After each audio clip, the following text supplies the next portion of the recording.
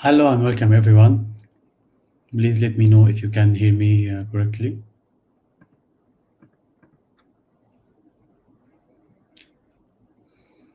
Okay, sounds great.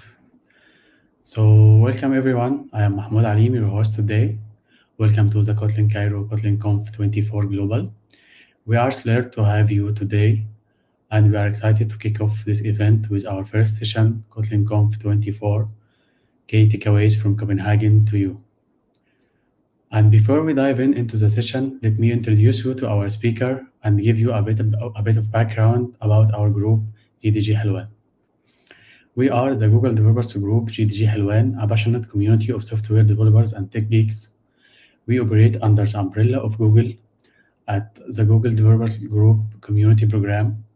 Our mission is to stay up to date with the latest development updates in the software technology and the software industry in general, particularly in Google's new technologies, and we spread that knowledge across the developers community in Egypt. And today, we are honored to have Nourhan Gehad as our speaker. Nourhan is a senior Android engineer and instructor with 5 years of experience in various domains. She has been a speaker at several droidCon events and created educational content for Android developers in Arabic on her YouTube channel Android Cookies. In this session, Nourhan will be sharing her takeaways from KotlinConf'24 in Copenhagen. This will be a fantastic opportunity for you to catch up on the latest updates in the Kotlin world and might even help you decide which talks you want to attend in full. And if you have any questions during the session, please write them down and we will answer them at the end of the session. So without any further ado, let's welcome Nourhan Gehad and get ready to take notes and enjoy the session. Welcome, Nourhan. Thank you very much, Mahmoud, for the introduction. And I'm really excited to start the presentation with you guys and share my key takeaways from Kotlin conference this year. Shall we start sharing the presentation, please? Yeah, please, Nourhan, the floor is yours. Okay, perfect. Thank you very much, Mahmoud. Okay, so hello everyone again, and let me quickly introduce myself. So I'm Nourhan Gehad, and I'm a senior Android engineer currently at Yassir. And I have attended Kotlin conference this year, and it was really amazing. It was like above my expectations, and I've taken a lot of notes, and I came back with these takeaways and like this presentation, which I'm willing to share with you. And as Mahmoud has shared with you already and told you that this is basically for you to, I hope at least that it will benefit you in one of two ways at least. One of which is you can catch up on what's new in the Kotlin world. And the second thing is, since maybe some of you have heard that the talks from Kotlin Conference 24, which happened May this year, has been already released. So maybe it will help you decide which of them you might be interested to watch and which you might not be really interested in spending time watching them. Okay, so let's move on to the headlines. So what we are going to talk about today, I have like some key, like my key takeaways are from the keynote speech, which had a lot of important topics. And also then we're going to be moving after we talk, mention all of the important things which were in the keynote. We will move to the Amper, talking about Amper, which is a new tool from JetBrains, which is still experimental, but yeah, anyway, we'll talk about it when it's time. And then after that, we're going to talk about how to improve your compose performance, some tips for improving your compose performance. And then after that, we're going to talk about making the KMP decision, how to decide whether KMP is for you or not. And when you decide, if you decided that it's for you, I think the KMP in action will be helpful for you because it's going to help you plan your steps and learn from others' mistakes and not repeat them in your teams.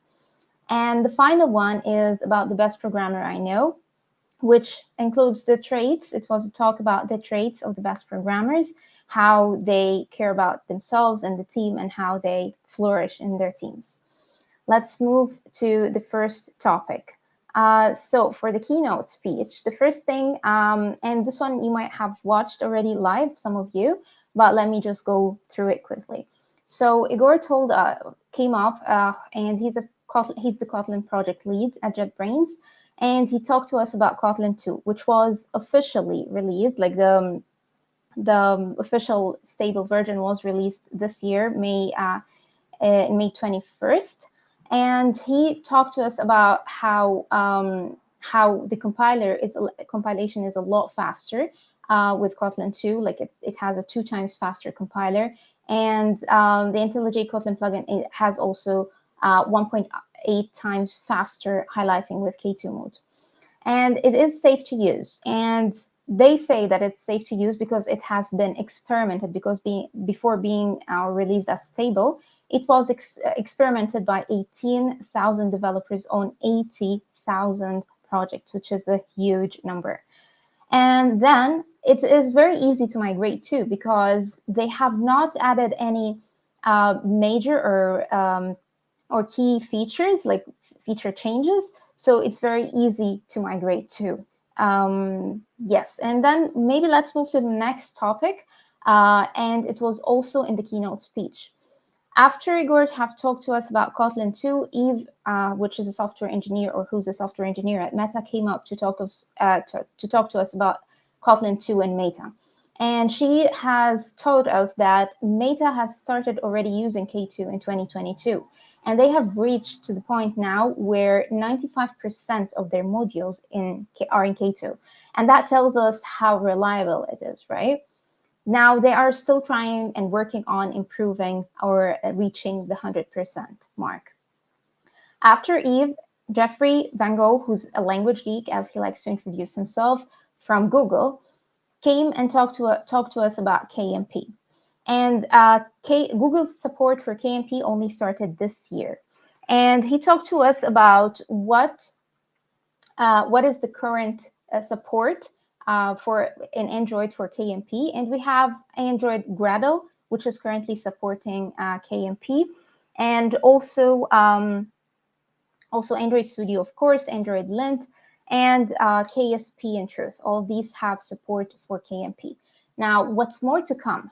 He has told us also that in the coming time, what are they working on now and planning on to release? They're working on improving the performance of the build performance with KMP on Android. And they're also working on improving the debugging experience and improving the templates, like the project and module templates.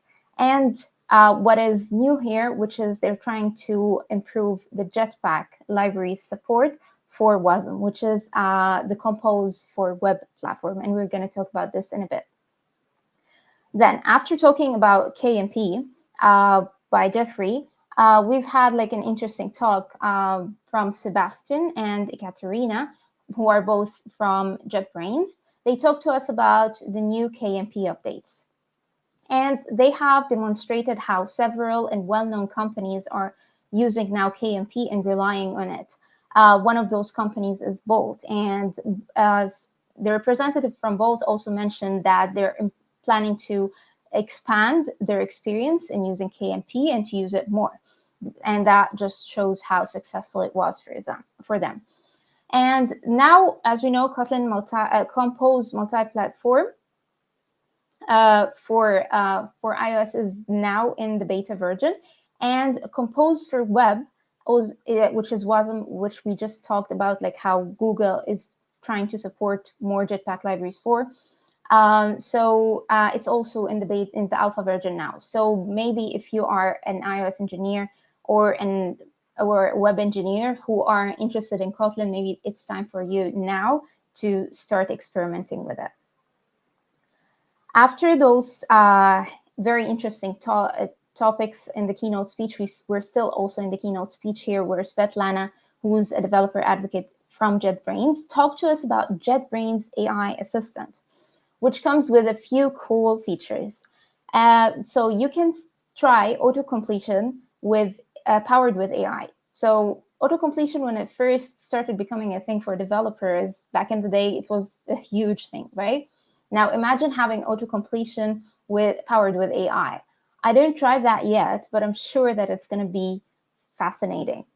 Now, also another feature is that you can just highlight any part of your code, and then you can just like choose or ask the assistant, the AI assistant, to explain it for you, which can be very helpful if you're onboarding on a new code, joining a new job, maybe, for example, and onboarding on a new code, if that's enabled, for example, and it's allowed to be used at the company.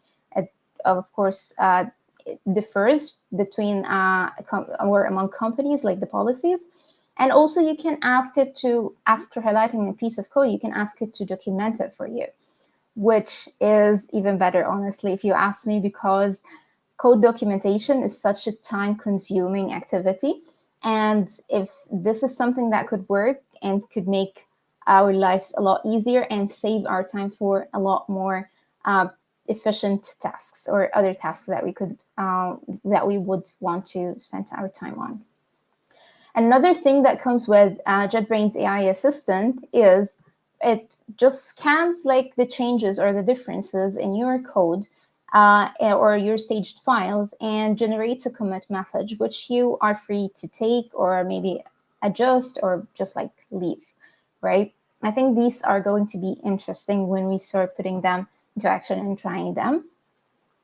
Then the next topic was from Mikhail, who's a lead language designer at JetBrains. He gave us a sneak peek into the upcoming Kotlin 2 features, or the coolest ones of them, maybe. So the first one was guards, which is currently beta in Kotlin 2.1. Let me show you what guards are. So previously, we were not able to do something like this, have an additional condition in the when branches. Now that's what guards introduces to us. You are going to have like your normal when statement with its when branches, like the normal when branches, but you can add an extra or an additional condition or guard, as it's called here.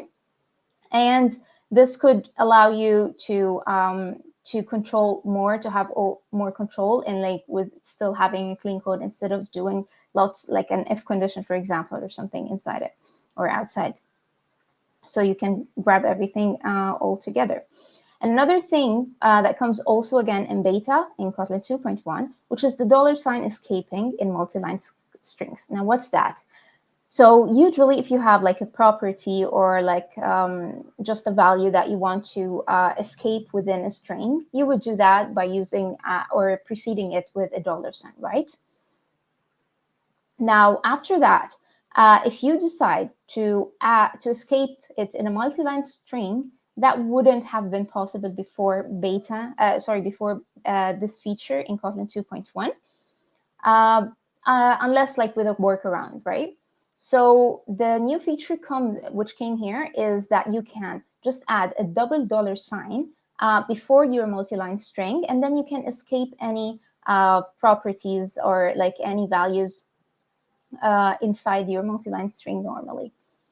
After that comes the non-local break and continue, which means that you will be able to use break and continue inside your let lambda, for example, easily. And that's also, again, available in Kotlin 2.1. Comes next here, the last one, which is context. Now, let's talk about this for a bit. So context here allows you to, it's a new feature which allows you to associate a state or like some properties or methods with a piece of code that you have already. So say, for example, that you have an interface with methods and some properties that represent this state. You will be able to later create like a function or method which takes in a lambda block and has this context keyword. And only then you will be able to access the state of that part of code, of your code.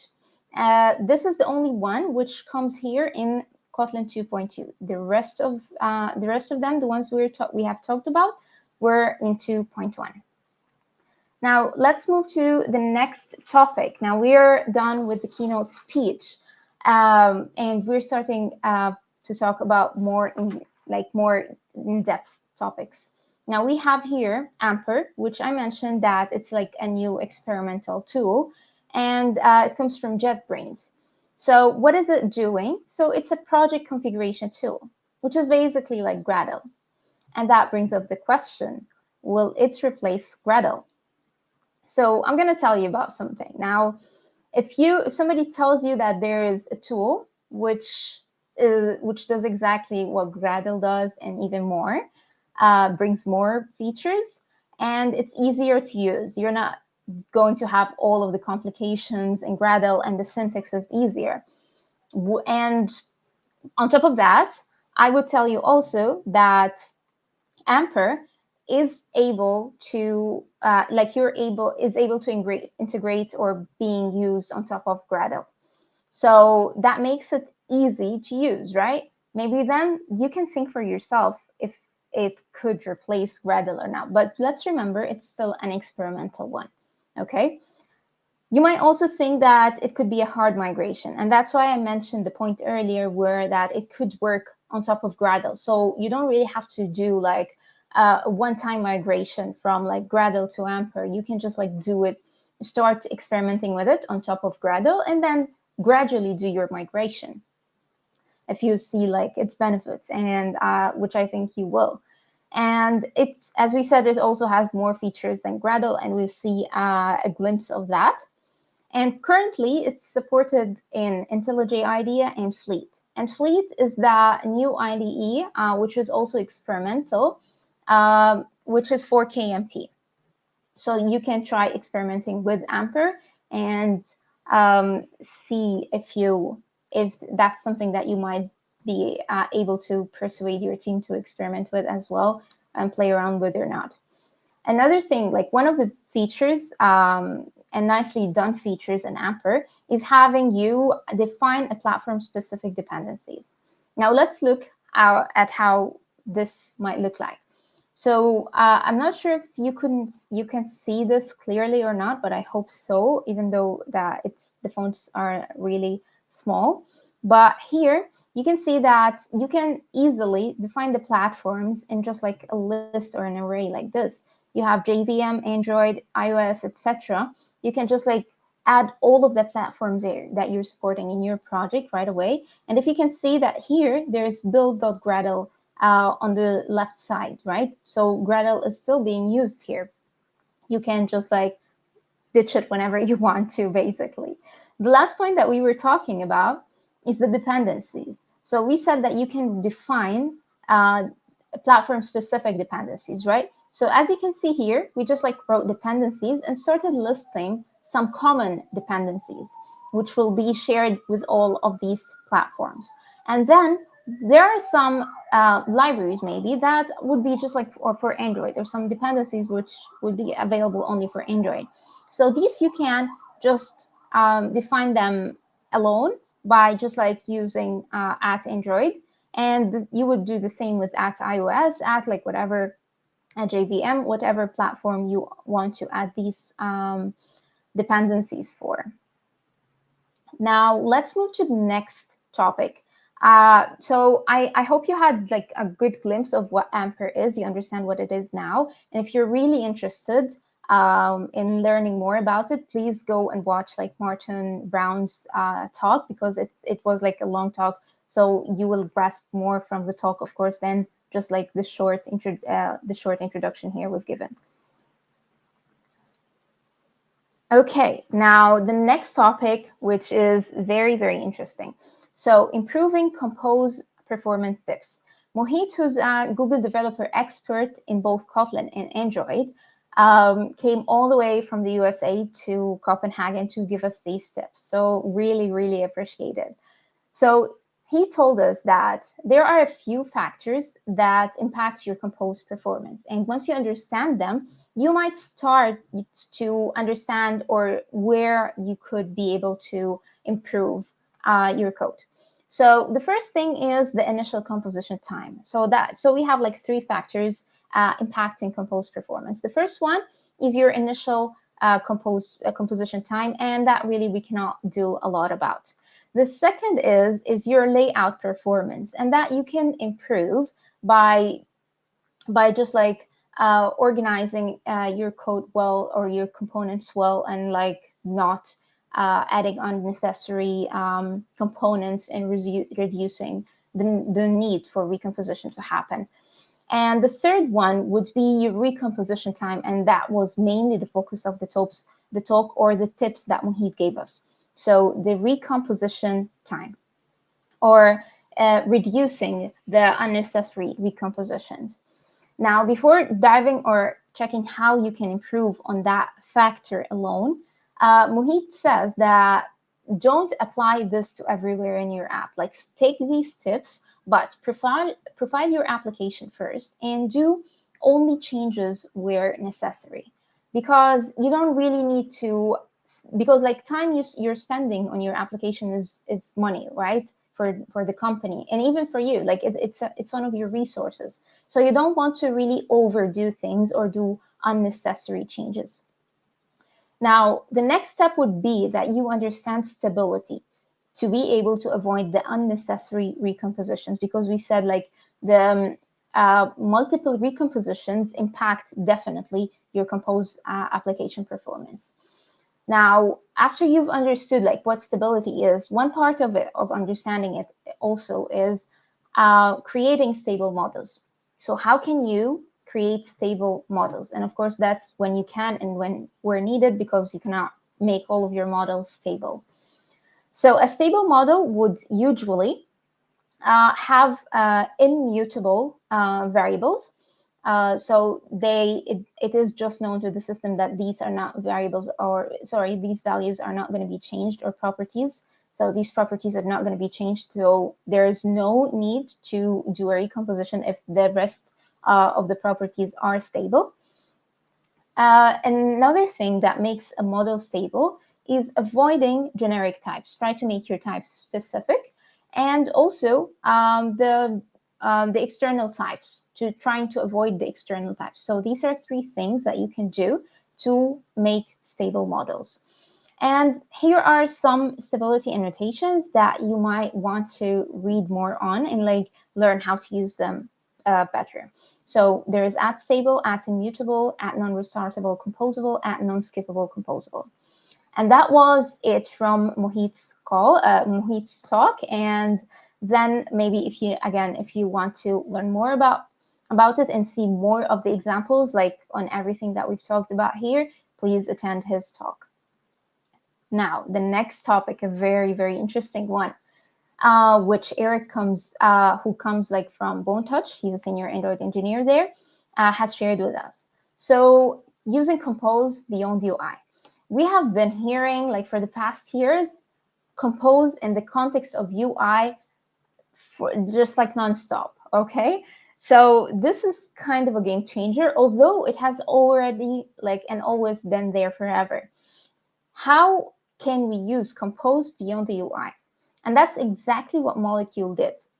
Molecule is a library that allows you to create flows and state flows with Compose. But how does that happen? Because like you might think Compose is for UI. You might rethink that if you know that. So in Compose, how many packages do we have? We have a few, right? For example, we have the compiler package, we have the runtime, we have the UI, we have the foundations, etc. So we have a few packages. What Molecule did was only take the compiler package and the runtime package and ditched all the other packages. We're not using them here. All the UI ones, like the UI, the foundations, etc. And then they created this library. So what Eric was doing was basically telling us his experience within his company and his team's experience, of course, and how was it trying to use Molecule to build logic, like in logic, or to create like flows and state flows, like in their view models, for example. So he said that their experiment was very successful in views and view models. So when they tried to use Compose beyond the UI for logic, okay, in the views and view models, it was very successful. But when it came to using it in the repositories and use cases, it wasn't really that successful, because they found that it unnecessarily made the code chunkier, as he explained, or that's the term that he used. So he decided, and within along with his team, that they will continue to use molecule in the views and the view models, and use compose for logic there. But for now, they're not going to use it in repos and use cases. Maybe they will revisit it later, this decision. But until now, that was their decision based on their experience. Then, how do you decide if you want to use molecule or compose, as we said, or you're just going to use normal flows? So what Eric said was that molecule is going to be ideal if you combine streams. Otherwise, just use the normal flows and don't complicate your lives, okay? And yeah, so as we have seen, that JetBrains have come up with a lot of things, and they're really working so hard, and we've seen that demonstrated in the whole throughout the whole conference. Now let's see what else do we have. What else have we got? So I have this talk also, which I attended, and it was really, really interesting, from Sumaya Ahmed, who's an Android tech lead at Square. Now, the topic or her talk was about making the KMP decision. How do you decide on whether KMP is for you or not? So she was talking about how KMP is being marketed as easier, less risky. It's just like you code once, you don't have to worry about bugs being on Android and iOS and differences between them. And she agreed with most of these marketing or selling points, except that she had a few points that she mentioned, you need to really take care of or think through before taking the decision whether KMP is for you or not. One of the things that you need to consider is the upfront and maintenance costs. So there are lots of complications that come when we start to introduce a new tool, especially if we're going to migrate from one that we have. One of them, for example, talking about migrating to KMP here, for example, just a second. Yes. So one of the complications that comes in the beginning, so talking about the upfront costs, it's the setting up the builds and setting up the CI. Also, the problems that come with, especially when you have two build types or more. If you're going to have an Android and an iOS application, that's the best case scenario because there are only two build types. If you have more platforms, if you decide to include web as well, so that's going to add more complication to it. So you really need to be aware of these complications upfront and just see whether you are going to be able to do you have the resources and so on to go just bypass them or not. Another thing that happens other than the CI issues you can face is the documentation, the lack of documentation relevant, just in a relevant way to other tools that we already have. Another thing that you might also want to consider is that if you are migrating, that's in case you are migrating to KMP. If you have an application and it has already a problem solved, okay, so we have that module, for example, and it's already up and running and working. Do you really need to recreate a solution for something that was already created? You really need to weigh your options and see what are the benefits you're gaining out of this, and if they are outweighing the time that you are going to spend on solving something that's already solved and up and running with no problems. Also, Sumaya suggested that it's an easier migration for smaller teams than for larger teams. She had some tips on how you can decide how can you decide whether KMP is for you or not. So by going through these 4 questions. Now, the first thing is, what are you trying to solve? And is KMP actually the solution for it? So you need to ask yourself, so Are you having a problem because there are differences between your Android app and iOS app, for example? Are you having a problem because you're getting bugs from both applications which are different to each other? What exactly is your problem? What are you trying to solve? And ask yourself whether KMP is going to really solve this, or is it just like a fancy solution? Does it sound like a fancy solution to you? Second thing, you need to ask yourself, what are your risks, and can really take them. So the risks could include team members not being happy with the decision. The risks could include money if this did not work out. It could include some problems that might come up during the way of migration, and will you be able to mitigate them or not? So you really need to think through this well. The third thing, or the next step, would be, what is your team's readiness and skills? First of all, your team's readiness from the perspective of their like psychologically readiness.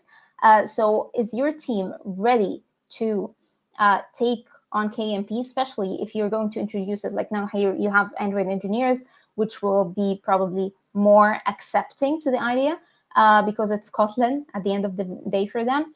But your iOS engineers, will they be reluctant to hear that? Will they be afraid to start working with a completely new, different tools? Do they really want to change their career path or something like that? So they will have some worries, okay?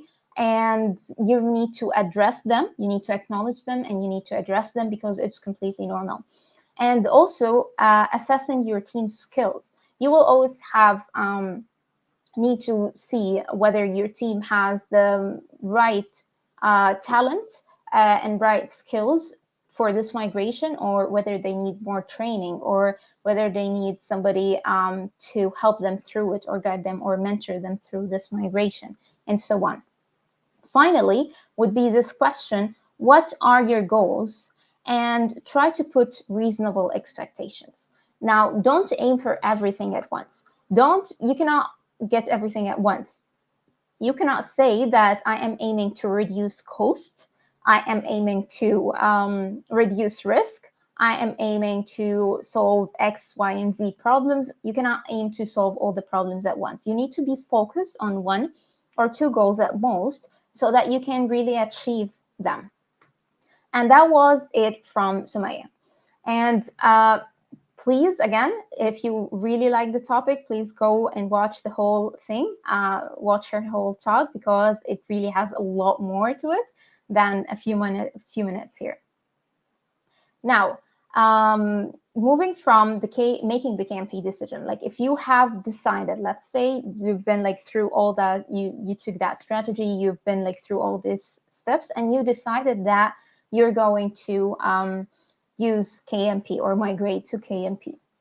Let's see here an experiment which Anis, who's a Google developer expert and who's an online video instructor, and she also works at Meetup. And this is the experiment that they did at Meetup, which she came to share with us her learned or her team's learned lessons. So there are a few phases and each phase had its own like ups and downs, and it had its own learned lessons. Anis told us that the first thing is getting the buy-in phase. So you're trying to convince your stakeholders, you're trying to convince your managers, you're trying to convince your other team members, and maybe your iOS engineers, your web engineers, and so on, to use it. So here are a few things that could help you get the buy-in, get them to buy in the idea and maybe start thinking about it or considering it. First of all, you can share with them how consistent the user experience will be. So it's you will never hear again how Android, oh, this button looks different on Android and this one looks different on iOS, and so on. You'll have a consistent user experience. That's in case you decide to have like a shared UI. And also, you will have faster time to market, because features are coming out faster for both platforms. That's in case like you're only working for 2 platforms. And what will really help you is sharing case studies. Look up the case studies in the market for the companies who have migrated to KMP and share it with your stakeholders. Let them look into it, because that's really what they are trying to find. They're trying to see what isn't it for them. How is it really going to help them? So when they start seeing case studies for others, other businesses who might be, for example, in the same stages as they are, they might really start considering it. Now, moving from this phase, there's an exploration phase that comes after. iOS engineers will be worried.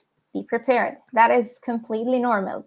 So what happened with Anis, so what happened with Anis and her team is that when they introduced this idea, of course, iOS engineers had problems. And it's, if you think of it as a Kotlin engineer or as an Android engineer, if somebody comes to you tomorrow saying, okay, so we have this cross-platform tool, okay, or technology that is using Swift, and we want to just like migrate to it now, right away.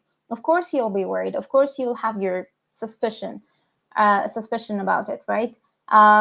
So you have to understand, as we said, like as it was also said or mentioned in Sumayya's talk, that it is normal. You have to acknowledge them and deal with them. And you might also expect that some of your iOS engineers might need to leave. And unfortunately, that's something that happened with Anis's team.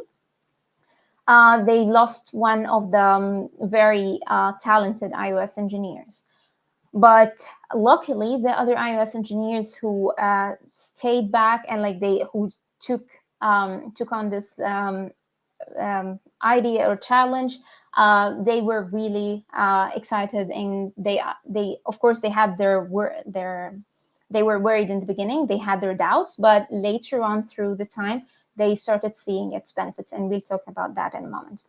So in your exploration phase, be ready for this and set a deadline for your exploration phase. That's one of the learned lessons that Anis brought to us. So set a deadline for your exploration phase so that it doesn't go too long, that it starts being non-efficient and you're just wasting more time. And instead of moving to the next phase. So set a deadline for it, and maybe also try to set an expected goal out of it so that you can assess it at the end of the exploration phase. After you've done your exploration phase, it would be it would come like where you need to start forming your team officially, and you will need strong Kotlin engineers. And we have to understand that this is KMP, that's Kotlin. So you will always need more Kotlin engineers than iOS engineers for them to make the pace faster and to help support their iOS peers.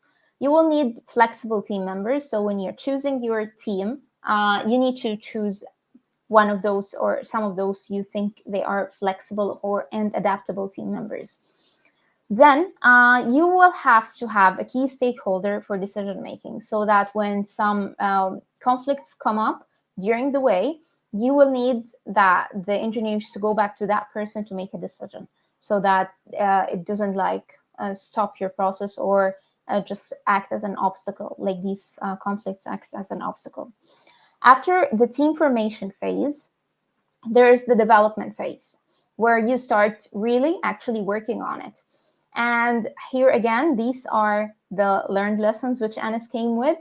First of all, decide on a strategy.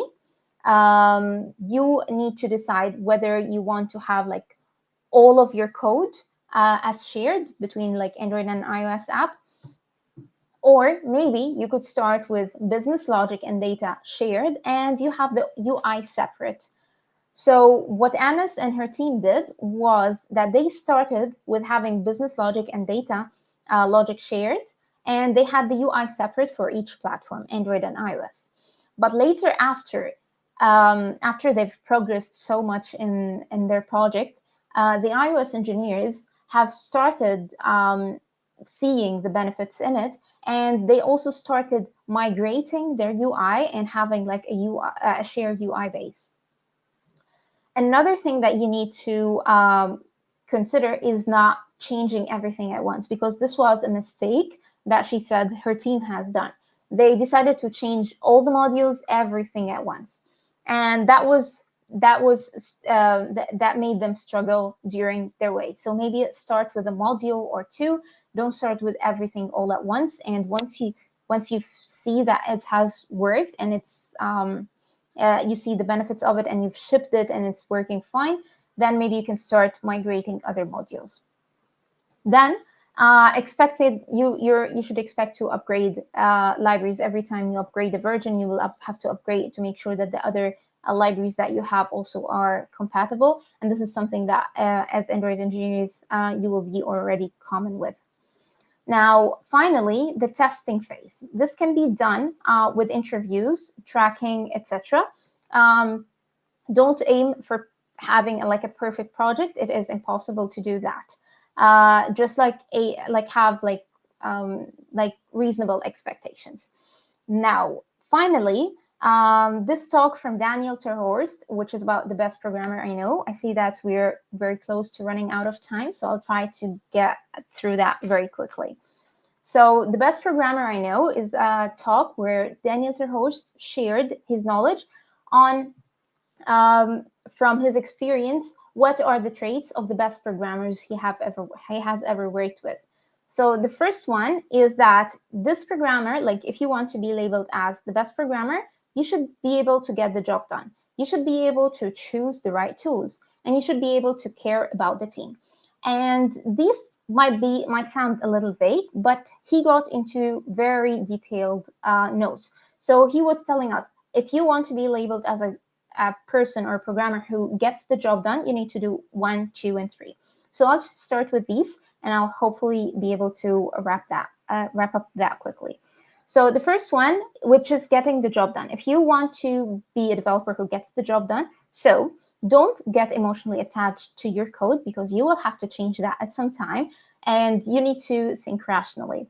Another thing is that you need to study the business domain that you're working on very well. If you do that, you will be able to identify which parts of the code represent which business logic or which business rules, okay?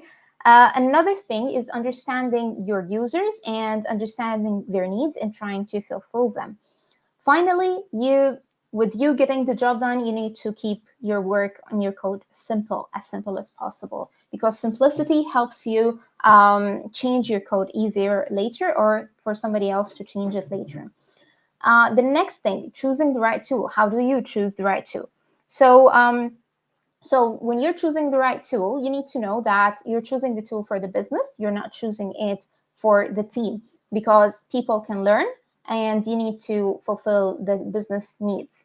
Another thing is that choose the simple tool, not the easier one. Choose the one which will be simpler to deal with and simpler to change, not the easier one, because sometimes an easier solution might be more complicated and might not be efficient.